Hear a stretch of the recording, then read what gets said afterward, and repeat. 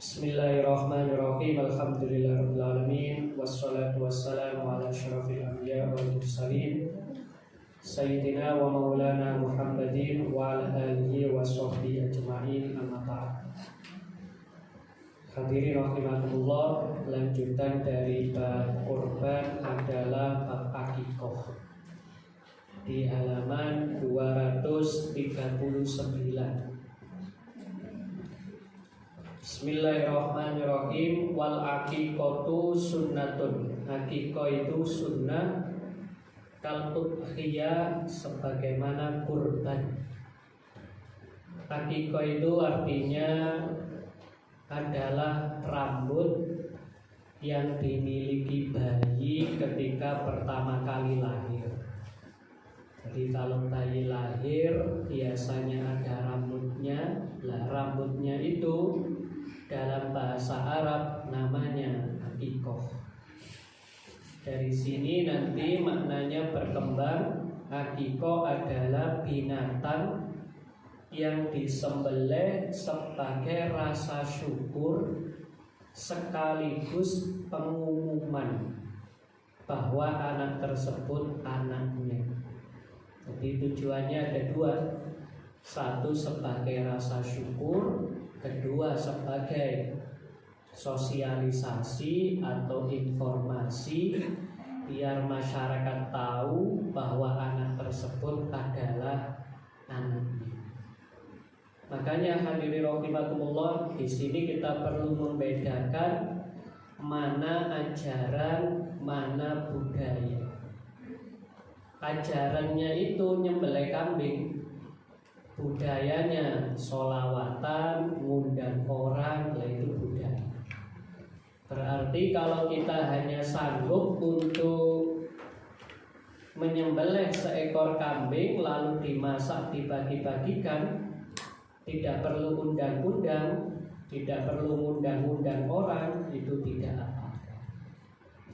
Karena pada dasarnya yang sunnah itu nyembelih kambingnya, bukan walimatul aqiqahnya. Walimah ini kan kayak resepsi.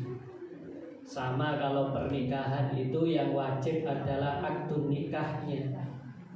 Kalau resepsinya ini ya tergantung kemampuan.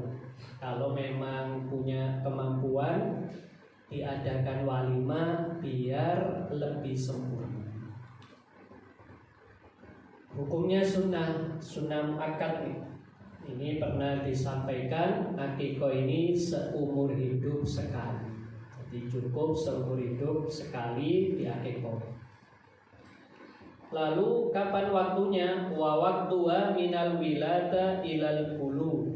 Ini orang tua disunnahkan mengaqiqahi anaknya sejak hari pertama lahir sampai balik. Batasannya aslinya.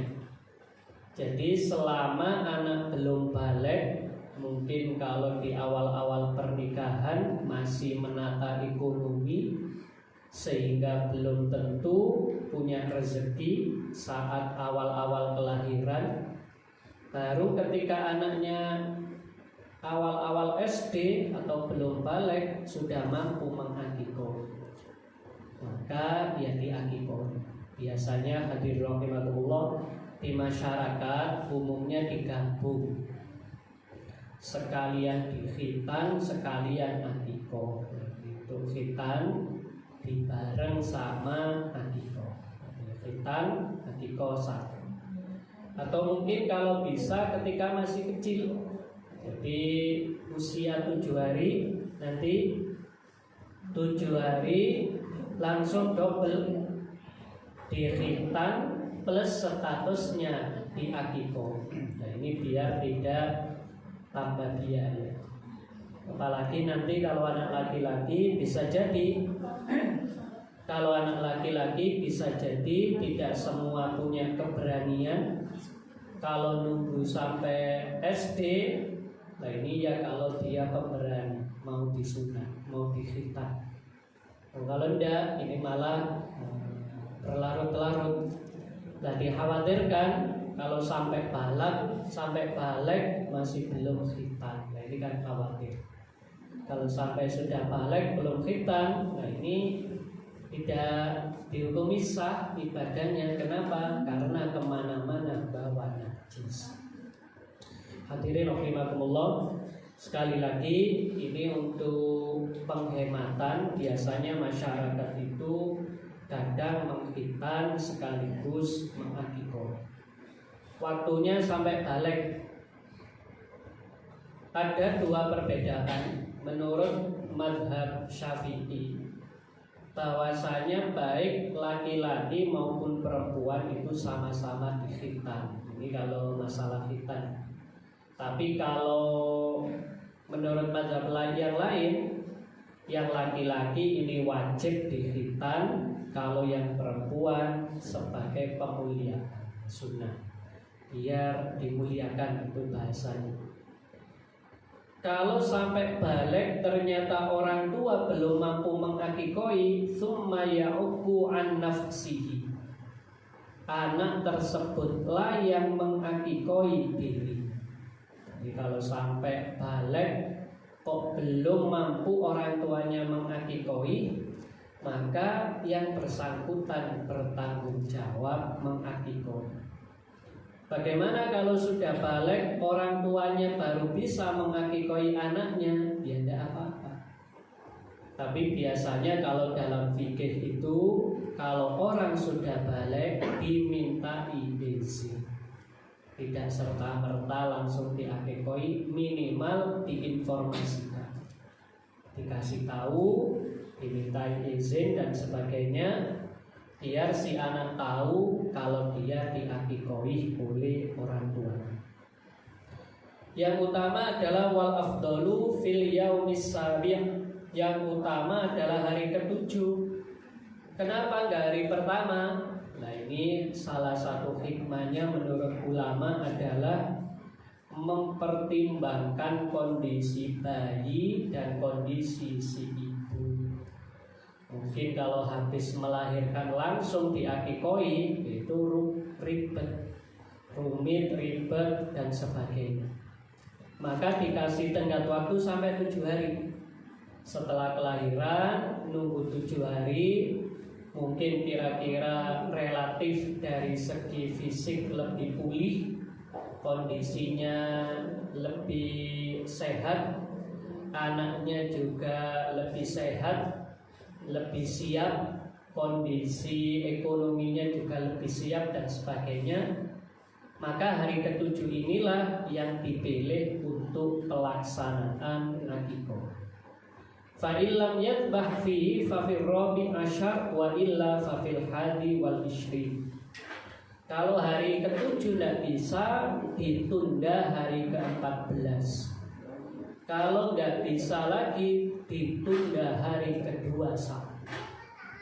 Kalau hari ke-21 masih belum mampu, bebas, kapan saja boleh. Jadi kalau kita ngejar afdol, ngejar yang utama, hari ke-7 nggak mampu, hari ke-14 nggak mampu, hari ke-21. Kalau sampai hari ke-21 masih belum mampu, sudah tidak berlaku kelipatan, kapanpun disunahkan, diperbolehkan untuk akikah sampai nanti balik.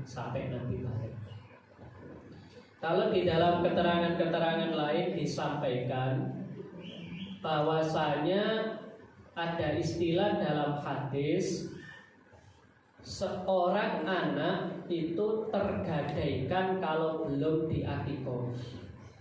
Salah satu penafsirannya adalah agar anak tadi tumbuh dengan baik, tumbuh dan berkembang dengan baik, maka menurut Islam disuruh akikah. Jadi kalau kita akikah ini selain ungkapan rasa syukur tadi, kita berharap anak yang diakikoi dia tumbuh dan berkembang dengan sebaik-baik. Ini harapannya seperti itu. Kita tahu hadirin rahimakumullah, di dalam Islam itu ada namanya tawassul bil a'mal. Apa? Tawassul bil a'mal. Tawassul bil a'mal itu apa? Amal soleh dulu baru doa. Ini yang mustajab. Amal soleh dulu baru doa. Kita kan habis sholat nggak langsung doa, tapi apa? Sholat, zikir dulu baru doa. Jadi melakukan amal soleh dulu baru doa. Nah kalau kita akikoh, ini di situ ada sodako, mungkin di situ banyak sekali. Kalau diadakan walimatul akikoh, bisa ada sholawatan, bisa mengundang tetangga, kerabat, orang-orang soleh. Banyak sekali orang-orang yang hadir. Maka ketika itu semakin banyak yang mendoakan anak yang diakikoi. Lah ketika banyak yang mendoakan anak yang diakikoi tadi, harapannya anak yang diakikoi tumbuh menjadi anak yang sebaik-baik. Ada penafsiran tapi relatif perlu didiskusikan, yaitu kalau tidak diakikoi nanti tidak punya hak syafaat. Tapi seperti ini saya kira perlu kita bandingkan sama keterangan-keterangan yang lain, di mana seorang anak itu secara mutlak di dalam salah satu hadis adalah waladin sholihin yad'ulah. Asalkan anak itu soleh, mendoakan orang tuanya yang wafat, maka sah-sah saja pahalanya tetap bisa tersampaikan. Jadi di dalam waladin sholihin ini sifatnya umum. Di situ nggak ada pembatasan, hanya anak soleh yang diakikoi saja yang boleh nyafaati orang tuanya. Ya. Jadi kata-kata seperti tadi yang diterjemahkan anak ini dalam penafsirannya Imam Hambali, anak digadaikan dirinya sebelum diakikoi itu dimaknai anak belum memiliki hak mensyafaat.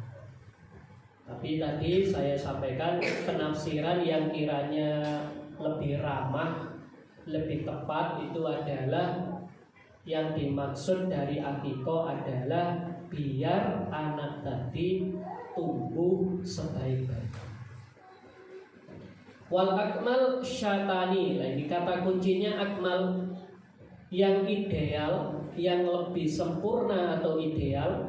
Syatani lidzakar, yaitu 2 kambing bagi anak laki-laki, 1 kambing bagi anak perempuan. Tapi kalau nggak ideal, artinya standar sah, 1 sah. Laki-laki akikohnya 1, perempuan akikohnya 1, sama. Dulu Rasulullah itu mengakikoi Sayyidina Hasan 1 ekor, Sayyidina Husain 1 ekor juga. Jadi kalau misalnya ada orang tua belum mampu mengakikoi anaknya 2, dia punya anak laki-laki belum mampu mengakikoi 2, nah ini cukup 1 sudah boleh dapat keutamaan. Karena yang ideal memang 2, tapi 1 cukup. Ada satu kesan di tengah masyarakat yang itu salah kaprah, mungkin karena terlalu ingin ideal, yaitu menyatakan atau meyakini nggak boleh akikoh atau kurban pakai kambing betina. Padahal ya boleh-boleh saja kita akikoh maupun kurban pakai kambing betina, itu boleh.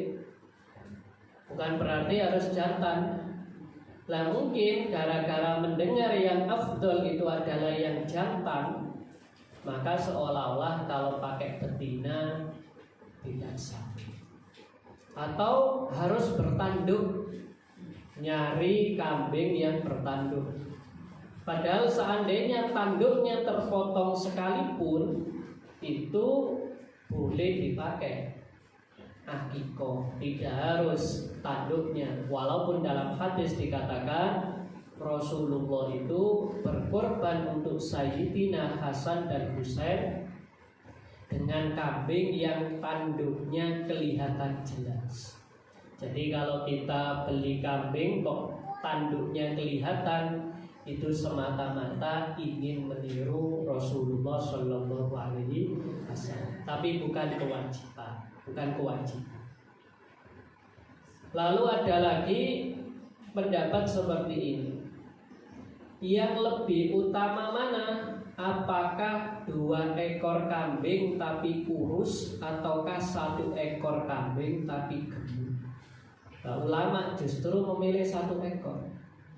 1 ekor tapi yang gemuk. Di dalam hadis itu disampaikan bahwasanya yang utama adalah asmanuha wa aghlah, yang paling gemuk dan paling mahal. Jadi kalau kita kepingin yang utama, yang namanya akikoh, dipilih yang dagingnya lebih banyak. Boleh juga akikoh pakai sapi, walaupun ini nggak populer di masyarakat kita. Ini kalau dengar kata akikoh apa mesti kambing. Padahal boleh akikoh, ada orang yang nyembelih sapi. Mungkin penjagal menyembelih sapi, penjagal nyembelih sapi. Kita titip berapa harga sapi ini? Taruhlah 21 juta. Nih, kamu saya kasih 3 juta, saya minta 1/7 daging, saya niati akikoh. Itu boleh. Jadi kita ikut patungan, tapi patungan sama tukang jagal tadi. Dia kan kalau tukang jagal kan setiap hari kan nyembelih misal. Kita boleh ikutan, tapi tadi 1/7. Atau kalau kebetulan ada orang punya anak sampai 7, belum pernah ada yang diakikoi, langsung sekali akikoh 7 anak. Nah ini 1 ekor sapi. Bagaimana kalau 1 anak 1 ekor sapi? Ya lebih baik lagi. Ini sudah melampaui standarnya fikih sudah. Standarnya fikih kan cuma 1 ekor. Nah ini kok sampai 1 ekor sapi. Nah ini lebih istimewa. Walaupun hadirin rahimakumullah di Indonesia tidak familiar orang akikoh kok pakai sapi. Ini tidak familiar saja, tidak familiar. Kenapa kok laki-laki sama perempuan beda? Ini memang di dalam Islam itu ada satu prinsip, walaisa dzakaru kal unsa. Laki-laki itu tidak sama dengan perempuan. Maka di dalam sejumlah syariat Islam mesti ada pembedaan. Di dalam sholat saja ada pembedaan. Kalau laki-laki saat rukuk atau sujud malah disuruh merenggangkan tangannya. Tapi kalau perempuan malah disuruh melingkupkan atau ini mendekatkan tangannya, ini biar lebih tertutup. Lalu dalam kasus warisan juga berbeda. Di dalam kewajiban sholat juga berbeda. Yang satu tidak pernah mengalami haid sehingga selalu sholat, yang satu mengalami haid sehingga ada perbedaan-perbedaan. Walaupun menurut ulama salah satu hikmahnya adalah sebagai gambaran tanggung jawab laki-laki itu 2 kali lipat dibandingkan tanggung jawab wanita. Tanggung jawab. Makanya karena tanggung jawabnya double, maka apa? Karena tanggung jawabnya double, maka akikohnya 2 ekor. Kalau yang perempuan karena lebih ringan, misalnya tanggung jawabnya. Nah di dalam Quran itu jelas, misalnya ku anfusakum wa ahlikum nar. Jagalah istrimu atau keluargamu. Ahli itu rata-rata diartikan istri atau keluarga. Berarti yang dibebani sebagai pemimpin rumah tangga itu seorang suami. tanggung jawabnya double. Satu membenahi diri sendiri, yang kedua membenahi istrinya dan keluarga. Ini tanggung jawabnya double. Nah, sebagai simbol doublenya tanggung jawab tadi, maka akikohnya 2 ekor. Salah satunya. Termasuk tafaulan. Di dalam Islam itu ada istilah tafaulan. Tafaulan itu kita melihat sesuatu yang positif, yang baik, lalu berharap kebaikan. Makanya di sini disampaikan wa alla yaksira azmaha. Jangan memecah tulang belulangnya kambing akikoh. Kalau bisa. Bagaimana kalau ternyata pecah? Ya tidak apa-apa. Ini hanya makruh. Jadi kalau masak berhati-hati, jangan sampai tulangnya ini pecah. Tapi kalau tidak bisa, kalau nggak pecah ya sudah dah. Karena apa? Statusnya di sini bukan haram, tapi apa? Makruh. Yang namanya makruh itu kalau bisa dihindar. Makruh. Nanti di sini disampaikan bahwasanya harapannya kalau daging dan tulang belulang tadi tidak dipecah, tidak dihancurkan, sebagai tafaulan harapan agar anaknya juga tidak sakit-sakitan, sehat walafiat, fisiknya tidak lemah. Nah, ini harapan. Wa ayyatasaddaqu bihi madbukhan. Sota ini yang melandasi kenapa kok ada walimatul akikoh. Nah ini landasannya. Wa ayyatasaddaqu bihi madbukhan wa bi hulwin wal irsalu akmal. Jadi sodakonya lengkap. Dagingnya sudah dimasak, diberi manisan dan diberi kuah. Irsal ini ada kuahnya, ada hidangan tambahannya. Dari sini kemudian di dalam walimatul akikoh kita itu nggak hanya menikmati daging kambing, tapi menikmati hidangan lengkap. Ya, ada nasinya, ada lauknya kambing, ada kuahnya, ada lauk yang lain mungkin, dan ada minuman lebih lengkap. Di sini kalau di sana itu tradisinya pakai khulwin. Kenapa kok khulwin? Karena biasanya pada saat akikoh juga ada prosesi tahnik. Walaupun tahnik itu bisa dilakukan saat awal-awal, ketika baru lahir, nanti ditahnik. Tahnik itu apa? Tahnik itu adalah melumatkan makanan untuk kemudian diletakkan di mulut si bayi ini untuk mempermudah dia di dalam menelan sesuatu atau mengkonsumsi sesuatu, tapi tujuan utamanya adalah ingin cari berkah dari orang yang melumatkan makanan. Kalau dulu Rasulullah ini melumatkan kurmanya, salah satunya itu Abdullah bin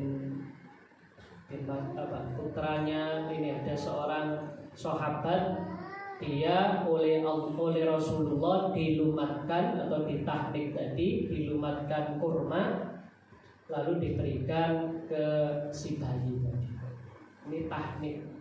Maka untuk mentahnik ini dipilih orang yang istimewa, orang yang kira-kira banyak berkah, tokoh masyarakat atau siapa, termasuk bisa jadi orang tuanya, kakeknya, siapapun, mentahnik si bayi. Ini pakai khulwin, pakai sesuatu yang manis.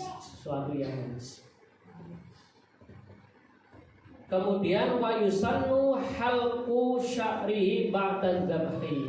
Ini Ini yang cukup sulit ini, yaitu perlu disunahkan untuk memotong rambut setelah penyembelihan akikoh.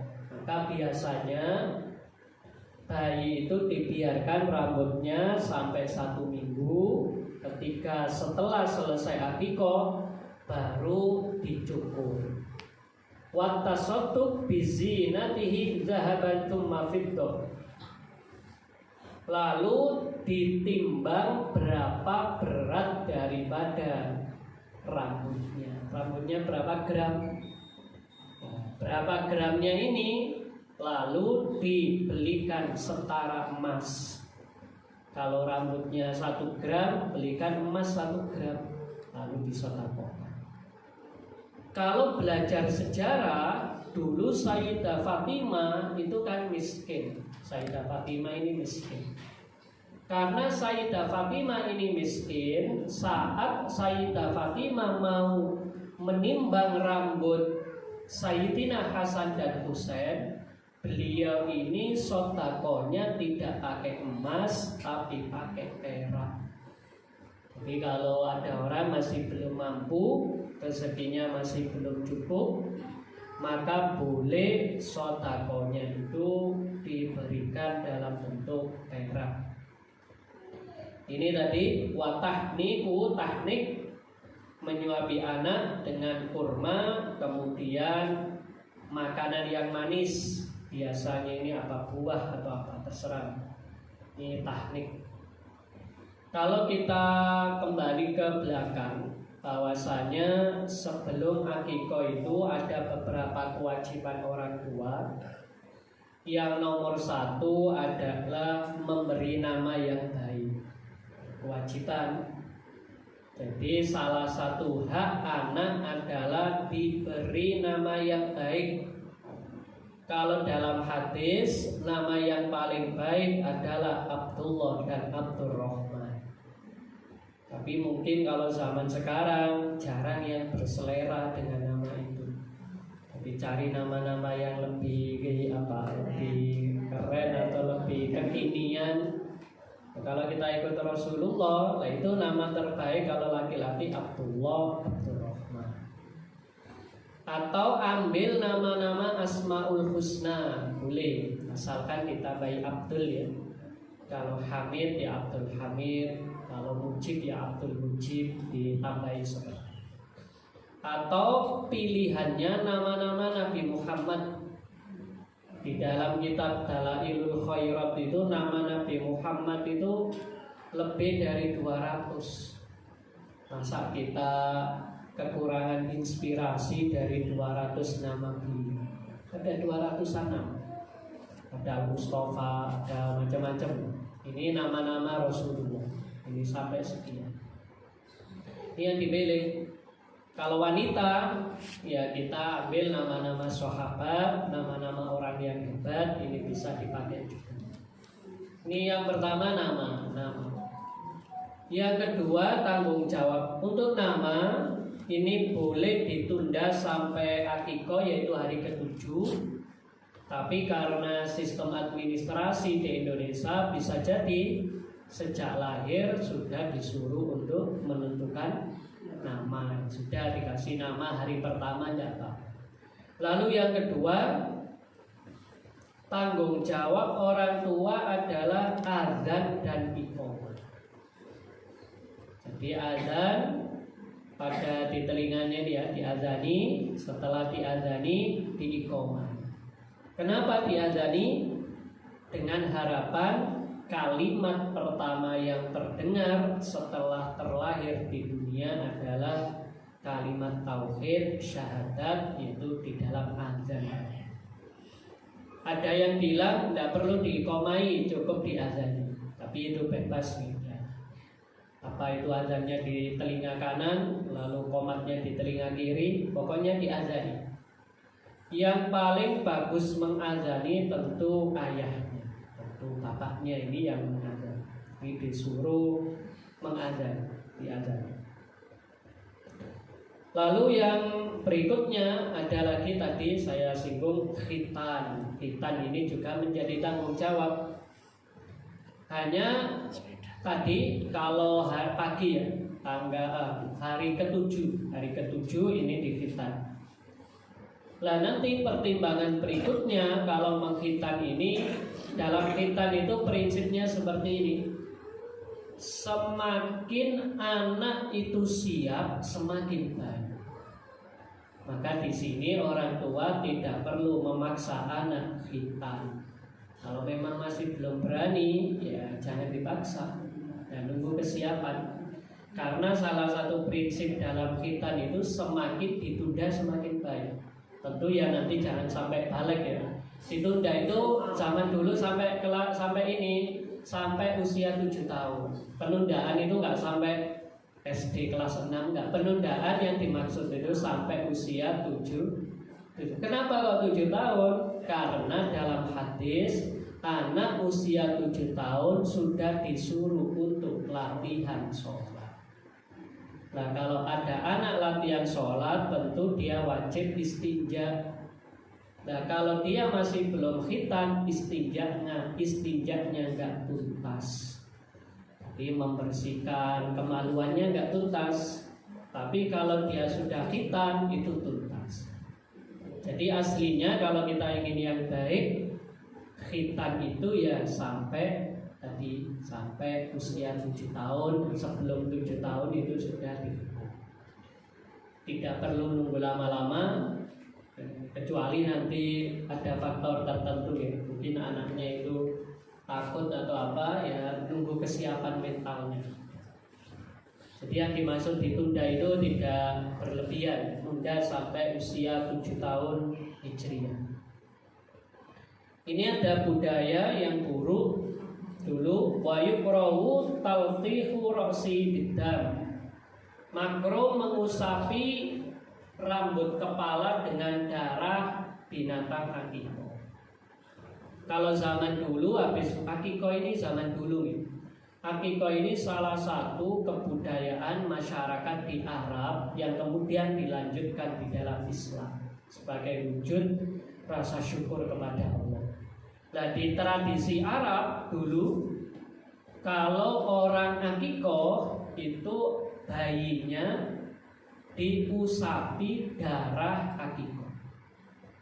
Nah ini sekarang diganti, bukan di akikoh, bukan darah tapi bisafaron dengan minyak wangi.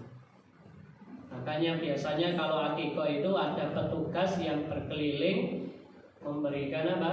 Wewangian atau minyak wangi di dahi, di kepala. Ini sebagai ganti, tidak pakai.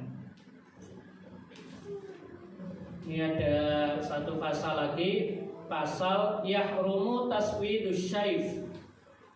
Haram menyemir uban dengan warna hitam. Ini yang dianggap apa? Mengubah ciptaan Allah. Kita tahu hadirin rahimakumullah, kalau dalam hadis uban itu adalah utusan Rasul. Uban itu utusan Allah. Uban itu adalah utusan Allah sebagai pengingat kalau sudah waktunya tidak banyak. Nah, maka kalau uban itu malah ditutupi, lah fungsinya tadi hilang. Kecuali nanti menurut pendapat ulama ada dua.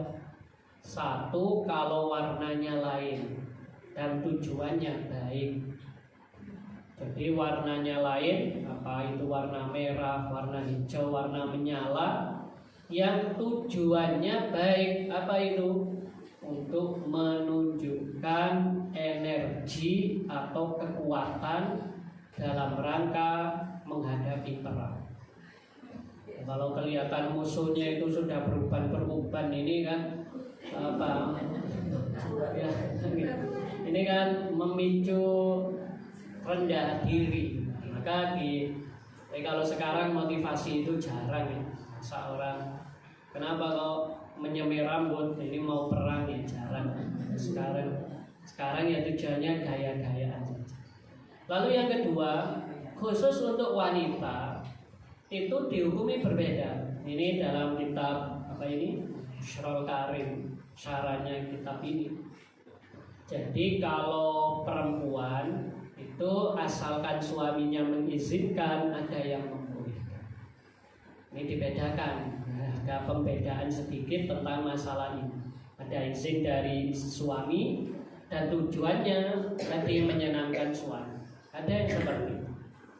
Ini sedikit perbedaan. Tapi nanti tentu ada beberapa perbedaan pendapat. Lalu ini yang sekarang lagi banyak. Apa ini? Menyambung rambut pakai wig. Kecuali orang-orang sakit, mungkin karena sakit kanker atau apa, akhirnya seluruh rambut kepalanya tidak bisa tumbuh atau habis kemo atau apa yang seperti ini. Seandainya mereka ini pakai wig, lah ini walaupun kena hukum tidak boleh ya, tapi tetap ada dispensasi kan. Tapi yang paling baik bagi orang-orang yang seperti itu tentu saja kalau bisa berhijab. Tapi kan sekali lagi tidak setiap orang itu punya kesiapan berhijab. Ada yang akhirnya tadi pakai wig. Jadi kalau misalnya ada artis-artis dia pakai wig dan sebagainya, rambutnya disambung, itu tidak.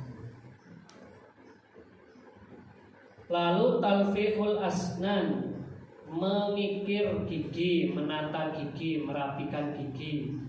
Tapi ini nanti perbedaannya ada muncul perbedaannya. Jadi sekali lagi beliau ini sang penulis ini tergolong ulama yang ketat di dalam hukum. Di dalam hukum beliau itu ketat. Nah, untuk bandingannya nanti misalnya di dalam Basul Masail itu ada istilah takmil, ada istilah taghyir. Kalau taghyir itu mengubah, kalau takmil menyempurnakan. Contoh, ada orang lahir dalam keadaan mohon maaf sumbing, apa ininya sumbing. Kok kemudian orang tuanya berikhtiar bagaimana biar sumbing tadi ini disempurnakan, dioperasi biar tidak menurunkan harga diri anak. Itu disebut bukan taghyir, itu disebut takmil, menyempurnakan. Orang yang pincang mungkin tidak punya kaki, lalu kemudian dioperasi, dikasih ini kaki palsu, lah itu namanya bukan mengubah, itu namanya apa? Menyempurnakan. Lah kalau menyempurnakan termasuk nata gigi tadi. Mungkin ada orang yang kalau giginya tidak rata dan sebagainya, kepercayaan dirinya berkurang dan yang lain-lain, lah maka dirapikan. Lah merapikan tadi tidak disebut taghyir, tapi disebut apa? Takmil, menyempurnakan. Jadi fungsinya biar lebih sempurna, biar lebih baik. Jadi ini yang perlu ini yang menjadi diskusi panjang para ulama, mana yang masuk kategori takmil, mana yang masuk kategori taghyir. Kalau kayak tadi taghyir, uban diubah jadi warna hitam, itu jelas-jelas disebut taghyir. Taghyir mengubah. Lalu wal wasem ini tato. Sekarang banyak sekali orang-orang yang pakai tato ini. Maka ini hati-hati. Kita juga mewaspadai jangan sampai anak-anak kita itu terpengaruh bertato, pakai tato. Wal hina lirrajul bila hajat. Nah, ini pakai hina, pakai hinai atau pacar bagi laki-laki kan. Tapi ya jarang saya kira kalau laki-laki kok pakai pacar ini. Ini beberapa pasal tambahan yang menyangkut tentang sunnah-sunnah maupun terkait dengan ini biasanya disebut sunnah ya. Sunnahnya Nabi Ibrahim juga. Itu beberapa materi. Moga kalau ada yang dikomentari, ditanyakan.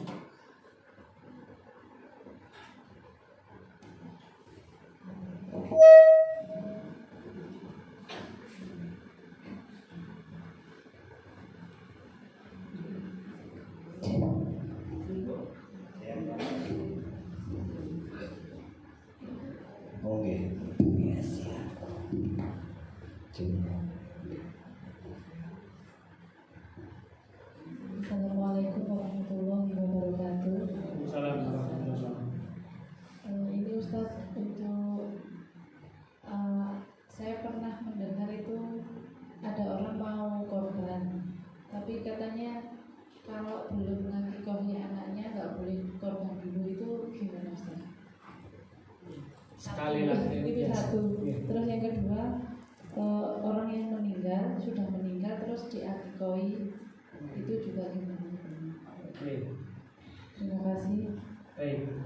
Kalau untuk mengakikoi itu lebih bebas. Akikoi itu apakah orang sudah wafat maupun tidak itu bebas. Ada perbedaan sedikit antara mengakikoi yang masih hidup sama yang sudah wafat. Salah satunya apa? Kalau yang masih hidup semaksimal mungkin tulang belulangnya jangan sampai pecah. Tapi kalau yang diakikoi sudah wafat, ya sudah bebas. Seandainya tulang belulangnya pecah, orangnya sudah meninggal dunia. Tadi kan tafaulan ya, maksudnya adalah harapan kalau daging kambingnya ini tidak dipecah-pecah, harapannya anaknya tumbuh dengan sehat wal afiat. Nah ini orangnya sudah wafat, ya sudah, maka meskipun hancur apa enggak Pak. Ini dalam salah satu keterangan kitabnya seperti itu. Jadi kalau untuk akikoh ini disampaikan tanggung jawab orang tua itu hanya berlaku sampai balik. Kalau sudah balik kembali kepada si anak sendiri. Nah kok ternyata sampai dia meninggal dunia nggak bisa akikoh, akhirnya anaknya yang mengakikoh dia. Ini ya tidak masalah. Tidak ada masalah, boleh. Kedua, tentu yang seperti itu tidak tepat. Seringkali kita tadi apa yang aslinya afdol kita posisikan sebagai wajib. Ini yang jadi problem. Seperti tadi yang saya sebutkan, jantan itu lebih afdol dari betina. Tapi ketika di masyarakat jangan korban pakai kambing, betina, sapi. Padahal tadi kitabnya berbunyi yang afdol yang jantan. Nah nanti yang afdol misalnya kalau kita ini yang afdol akikoh dulu baru apa tadi kurban. Ini kalau di luar musim ini. Tapi kalau di musim kemarin tentu kurban. Prinsipnya seperti ini. Kita ini menyesuaikan waktu. Kalau pas Idul Kurban yaitu tanggal 10, 11 sampai 13, mana yang lebih utama akikoh apa kurban? Kurban. Tapi kalau sekarang tanya mana yang lebih utama akikoh apa kurban, sudah pasti akikoh. Jadi tidak ada urutan seperti itu dah.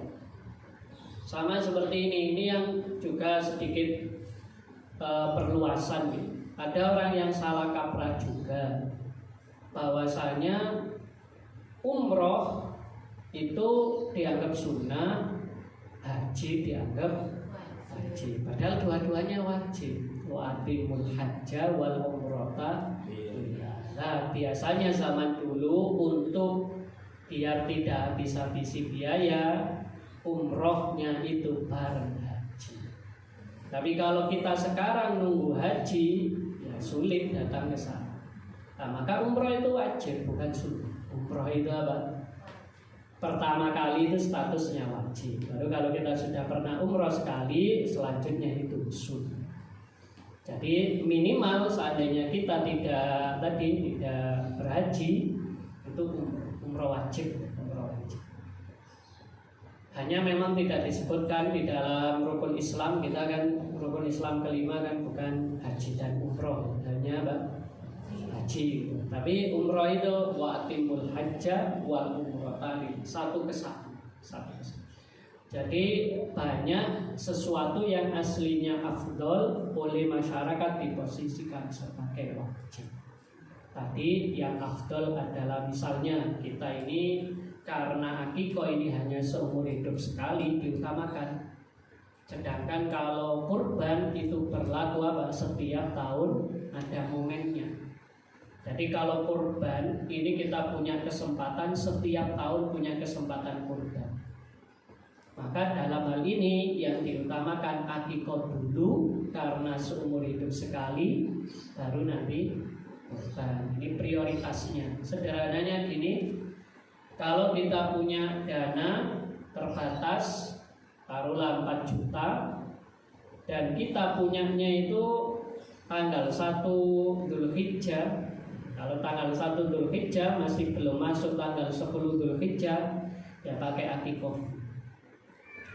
Tapi nanti kalau sudah masuk 10 sampai 13 Dzulhijjah, waktu yang terbaik saat itu adalah waktu berkurban.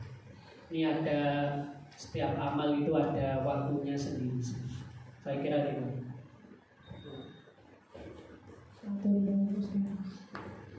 Atau ada pertanyaan selain ini boleh, tidak harus tentang fikih, bebas tentang apa yang kira-kira bisa didiskusikan.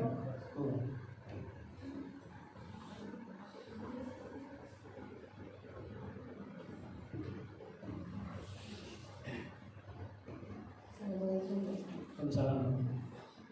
Pak, misalkan akikah diri sendiri itu ada yang bilang nggak boleh ikut makan dagingnya, jadi gimana?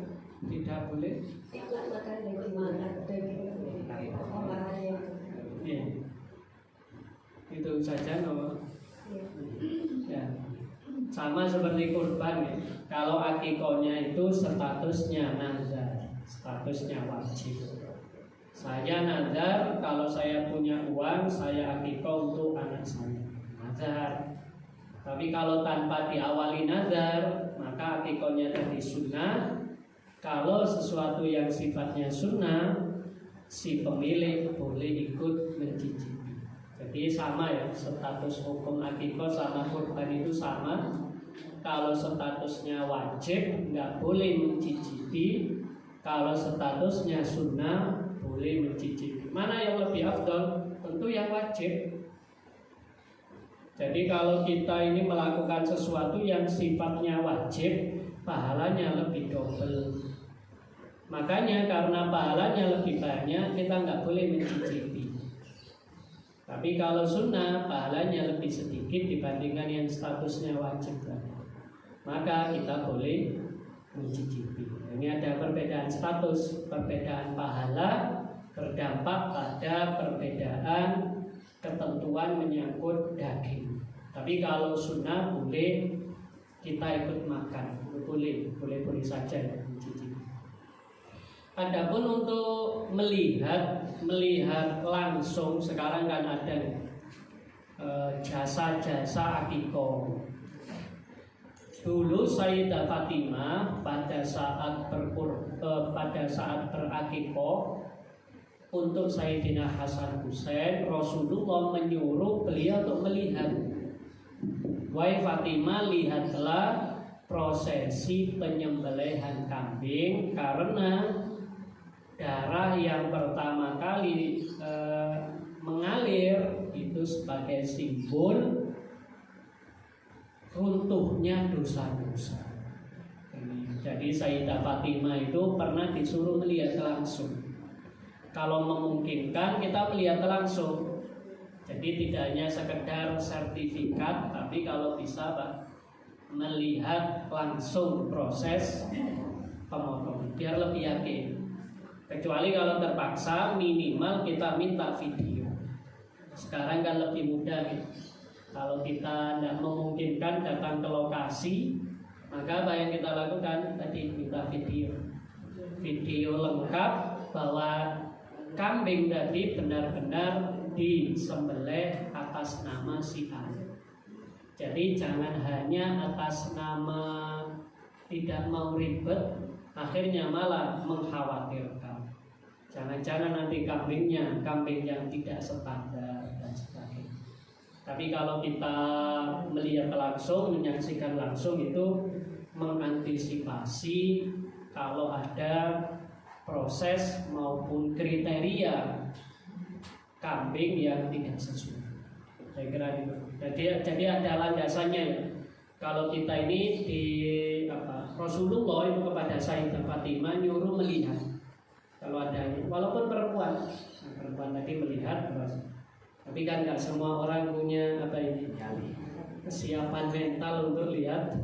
Tapi minimal kalau nggak lihat proses penyembelihan, kita bisa melihat bahwa kambing tadi benar-benar ditujukan untuk sihat.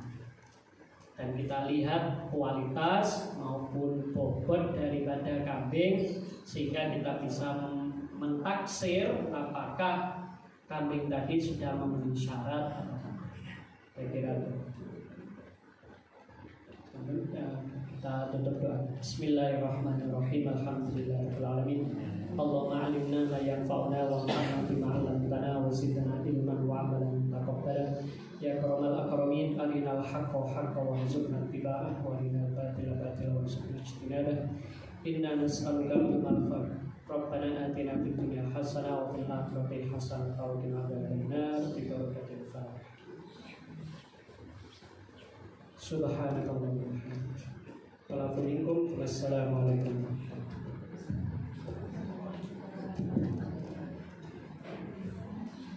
Bismillahirrahmanirrahim. Allahumma sholli ala sayyidina Muhammadin tibbil qulubi wa dawaiha wa afiyatil abdani wa shifaiha wa nuril absari wa dhiyaiha wa afiyatil abdani wa shifaiha wa nuril absari wa dhiyaiha wa ala alihi wa sahbihi wa sallim. Rabbana anfa'na bima 'allamtana Rabbi 'allimna ladzi yanfa'una Rabbi faqihna wa faqih ahlana